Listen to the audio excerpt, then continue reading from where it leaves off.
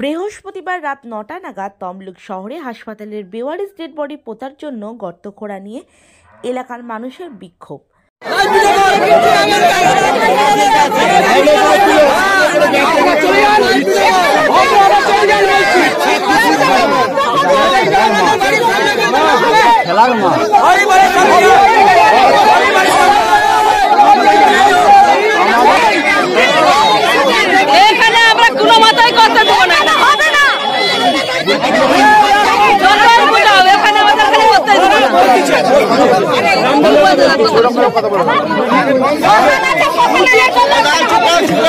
তমলুক শহরের 18 নম্বর ওয়ার্ডের রূপনারায়ণ নদী তীরবর্তী এলাকায় বৃহস্পতিবার বিকেলে 3টি বড় সড়ো গর্ত খোঁড়া প্রশাসনের পক্ষ থেকে। সাধারণ মানুষ জিজ্ঞাসা করলে যারা গর্ত খুঁড়ছিলেন তারা বললেন যে এখানে পিকনিকের জন্য গর্ত করা হচ্ছে। পরবর্তীকালে বিভিন্ন সূত্র থেকে এলাকার মানুষ জানতে পারেন যে এখানে Tamralipta government medical college and হাসপাতালের বেওয়ারিশ শতাধিক ডেড বডি পোতা হবে, সেই কারণেই গর্তগুলো করা হয়েছে। এরপরে এলাকার মানুষ ক্ষোভে ফেটে পড়েন এবং তারা এই গর্তগুলি বন্ধ করার উদ্যোগ নেয়। এই গর্তগুলি বোঝাতে শুরু করলে তমলুক থানার পুলিশ আসে বাধা দিতে। পুলিশকে ঘিরে ধরে বিক্ষোভ চলে। এলাকার মানুষের বিক্ষোভে শেষ পর্যন্ত পিছু হটতে বাধ্য হয় প্রশাসন। আপাতত এলাকায় পুলিশ মোতায়েন করা হয়েছে, তবে আজ রাতে বেওয়ারিশ ডেড বডি পোতার কাজ হবে না বলে জানান গেছেন। কি হয়েছে বলতে সকালবেলা নাকি দুপুরবেলার দিকে 3খানা বড় বড় গর্ত খোঁড়া হয়েছে। তখন জানাতে বললেন ওনারা কর্তৃপক্ষ যারা ছিলেন তারা বলছে এখানে নাকি ফিস্ট হবে, কিন্তু সন্ধ্যাবেলায় দেখা গেছে অ্যাম্বুলেন্স সহ কিছু লোকজন এখানে এসে উপস্থিত হয়েছেন। সঙ্গে সঙ্গে এখানকার কিছু নাগরিক অধিবাসীরা তারা বলেছেন এটা কিসের জন্য, এবং তৎক্ষণাৎ আমি আমার এখানকার যিনি রয়েছেন আমাদের দেবাশিস ভাই, উনাকে আমি খবর দিই এবং খবর জানিয়ে ওনাকে জিজ্ঞেস করি যেখানে কি হয়েছে।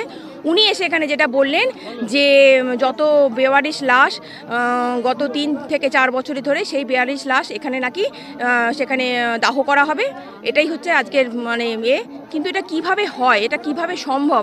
এরকম মানে জনবহুল এলাকায় যেখানে নাগরিক বৃন্দরা রয়েছে, অধিবাসী বৃন্দরা এখানে বসবাস করে, তো সেই হিসেবে এখানে কিভাবে সিদ্ধান্ত নেয় সেটা তো মানে ভাববার বিষয়। মানে ওনারা এখানকার মানুষজনদেরকে যে কি ভেবে নিয়েছেন সেটাই তো মানে সবথেকে বড় আশ্চর্যজনক ব্যাপার। আপনারা কি চাইছেন? এটা আমরা চাইছি বলে নয়, এটা এখানকার অধিবাসীদের এটা কখনোই সম্ভব নয়। পাশেই একটা মানে এমনিতেই কাঁচরাবাড়ি রয়েছে সেখানে, আর এখানে একটা খেলার মাঠ, এখানে সেই বলুন আপনারা ভাবুন যে 3 থেকে 4 বছরের যে করোনা পিরিয়ড থেকে হয়, করোনা পিরিয়ড থেকে সেই সমস্ত যে লাশ রয়েছে 300 থেকে 350, তার মানে কত রকম রোগবাহিত হয়ে যে আমাদের রোগ সৃষ্টি হতে পারে এখানকার সেই যে গ্যাস, তার মানে আপনারা ভাবতে পারছেন এখানকার ছোট ছোট বাচ্চারা রয়েছে, সমস্ত কিছু হচ্ছে, তাদের মধ্যে কিভাবে এফেক্ট হবে। সব থেকে বড় কথা আশ্চর্য ব্যাপার নাকি এখানকার কাউন্সিলর উনি নাকি জানেন না, তো সেটা কর্তৃপক্ষ কিভাবে এটাকে মানে এটা করলো। আবার পুলিশ বলছে নাকি উনি নাকি সমস্ত কিছুই জানেন। এবার এনাদের কিভাবে মিটিং হয়েছে, কিভাবে একটা মানে সরকারি তরফ থেকে এত বড় সিদ্ধান্ত নেওয়া হয়েছে যেখানে নাকি কাউন্সিলর বলছেন উনি জানেন না, তাহলে কিভাবে এনাদের একটা বোর্ড চলছে সেটাই সব থেকে বড় আশ্চর্যজনক ব্যাপার। তার মধ্যে আজকেই নতুন ইলেকট্রিক চুল্লি যেখানে আজকে উনি উদ্বোধন করলেন, ফিতা কাটলেন, তো সেই ফিতার মাধ্যমে এতগুলো বেওয়ারিশ লাশকে সেখানেই উনি এই ফিতার মাধ্যমে কেন সেটাকে পোড়ানোর ব্যবস্থা করলেন না? কেন শুধু এখানকার এই এতজন মানুষকে এখানে হ্যারাসমেন্টের সৃষ্টি করতে হলো? এই ব্যবস্থাটা কিসের জন্য? সেখানে যদি সময় লাগতো, হ্যাঁ যেটুকুনি লাগতো সেখানেই উনি এই ব্যবস্থাটা করতে পারতেন। পুলিশ কি বললেন? পুলিশ বলছেন ওনারা নাকি এখানকার কাউন্সিলর জানেন, এসডিও সাহেব জানেন, যে সংস্থাতে দেওয়া হয়েছে তারা নাকি সমস্ত রকমেতে, কিন্তু কিভাবে হয় আমি জানি না। সেখানকার আমার তো মনে হয় এখানকার নাগরিক কমিটি করে সেখানকার নাগরিক বৃন্দদের সেখানকার অনুমতি নেওয়া দরকার ছিল যে আমরা এখানে এটা এরকম ব্যবস্থা করতে যাচ্ছি। কিভাবে ওনাদের উপরে একটা চাপানো হয়? সব থেকে বড় কথা হসপিটালের মধ্যে তো ওনাদের জমি রয়েছেন, ওনাদের যদি এই ব্যবস্থাটা করতে হতো সেখানে করতে পারতেন, ওনারা এই এলাকা থেকে এখানে করলেন কেন? সব থেকে বড় কথা সব যেটা বললাম যে আজকেই তো ইলেকট্রিক চুল্লি হয়েছে, কারোর তো কোনো রকম কোনো অসুবিধার সৃষ্টি হতো না, না হাসপাতালের না এখানকার অধিবাসীদের একটা সুষ্ঠুভাবে এটা পরিকাঠামো করতেই মানে আজকের এটা করতেই পারতেন উনি। আপনার নাম? আমার নাম জয়া দাস নায়ক, আমি 13 নম্বর ওয়ার্ডের কাউন্সিলর এবং বিরোধী দলনেত্রী। কি হয়েছে কি এখানে? এখানে গর্ত খুলছিল সকাল থেকে আর কি, গর্ত খোলা হয়েছিল যে এখানে 300 কি বডি আনবে আর কি, সেই জন্য গর্তটা খোলা হয়েছিল, সেই জন্য আমরা এখানে এসে সব কোদাল দিয়ে মাটিয়ে ভরাচ্ছি আর কি। কারা বডি নিয়ে আসবে? ওই মেডিকেল কোথা থেকে আসবে আর কি, এই খবর শোনা গেল। কখন খুলেছিল ওরা?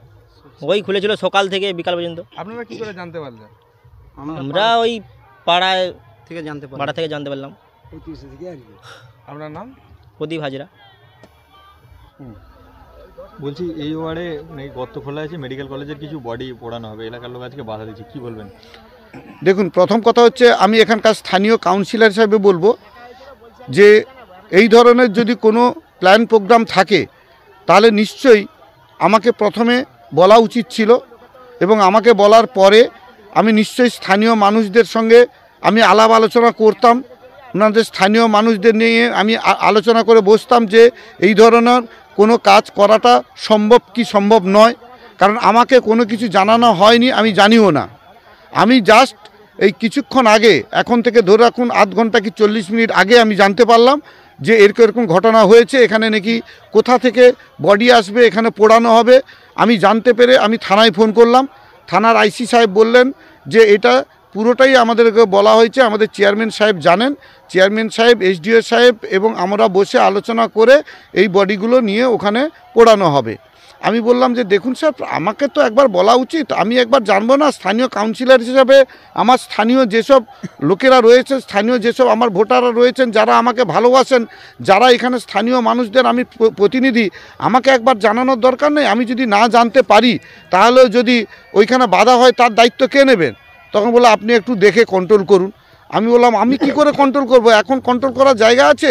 আমার বাড়িতে গেছেন সবাই জানার জন্য যে এরকম ঘটনা ঘটছে, আপনি জানেন কি না? আমি নিজে জানি না কিছু। তো এই মুহূর্তে আমি আপনাদের কাছে অনুরোধ করব সব বন্ধ রাখুন।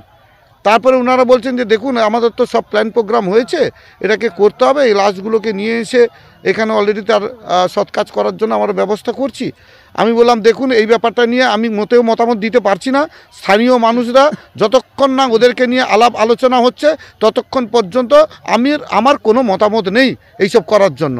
বিরোধী কাউন্সিলর, বিরোধী দলনেতা মিউনিসিপ্যালিটি, উনি বলছেন যে উনি সব জানেন, মানে এই ওয়ার্ডের যে কাউন্সিলর, মানে আপনি সব জানেন, আপনাকে না জানিয়ে কোনোভাবে বিরোধীদের সম্পূর্ণ ভুল ধারণা, ভ্রান্ত ধারণা। ওরা তো সব সময় কিছু না কিছু একটা জুড়িয়ে বলতে থাকেন।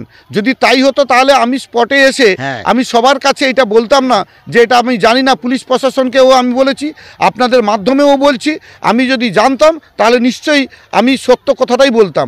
ওনাদের মতো তো মিথ্যা কথা আমি বলি না, আর ওনারা সবসময় মিথ্যের ভাণ্ডারে বসে থাকেন, আর মিথ্যা কথা বলতে অভ্যস্ত, তাই ওনাদের কথাই আমি কর্ণপাত করি না। আপনার নাম? আমার নাম কানাইলাল দাস, আমি 18 নম্বর ওয়ার্ডের কাউন্সিলর। আপনার সন্তানের পড়াশোনা নিয়ে চিন্তিত? চিন্তা কি, আসুন আমাদের স্কুলে। বিজ্ঞানসম্মত উন্নত সিলেবাস, অভিজ্ঞ শিক্ষক শিক্ষিকা দ্বারা পড়াশোনা। 2024 শিক্ষাবর্ষে প্লে গ্রুপ 2+ হইতে 5ম শ্রেণী পর্যন্ত ভর্তি চলিতেছে। যোগাযোগ Sripur national primary institute, Kamarpukur, Dakbanglo, Hooghly.